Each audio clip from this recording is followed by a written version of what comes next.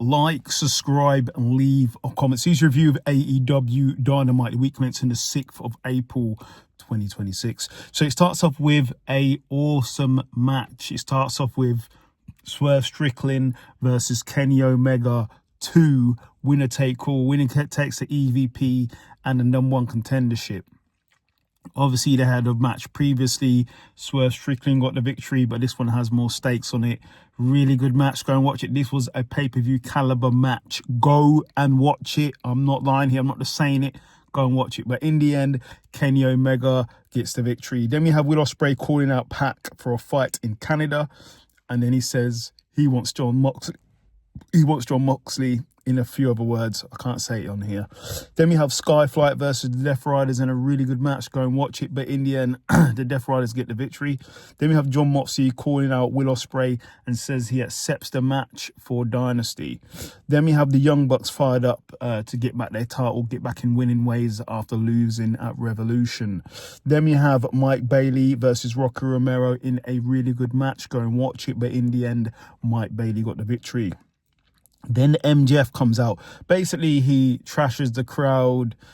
He goats over beating Hangman Adam Page and how he can never face for the World Championship again, and nobody is on his level.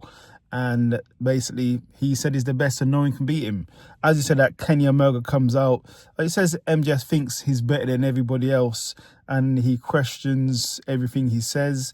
But he said MJF has beaten him previously when he wasn't 100%. He's now 100%, and he believes he's better than MJF. And MJF accepts the match versus Kenny Omega. Then we have Adam Copeland and Christian Cage calling out the FTR and for throwing away their friendship and everything that means to them. So we'll see what happens there. Then FTR comes out and says they don't need Adam Copeland, so we'll see. Then we have Orange Cassidy and Roderick Strong versus Clark Connors and David Finlay in a really good match. Go and watch a bit. In the end, the Dogs got the victory. Then we have Megan Bain and Lena Cross calling out the Babes of Wrath. Babes of Wrath. Let's see what happens there. Then we have Carl Fletcher calling out MJF and Kenny Omega. Said he's not done there, he's coming, but he needs Kenosis to Takeshita to be on the same page, and it looks like they are. Then we have Tekla versus Mina Shirakawa for the Women's World Championship. Really good match. Go and watch it. In the end, Mina loses and Tekla defends her title. Then we have Kenny Omega said he will sign the AEW World Championship contract versus MJF next week, and then Mike Bailey pulls up, said he's great, he's a great wrestler, but he would like to face him after he wins the World Championship. Then we have Ricochet and the Demand saying they ain't happy about losing and they're making demands. Then in the main event is Darby Allin versus Rush in a no count out match.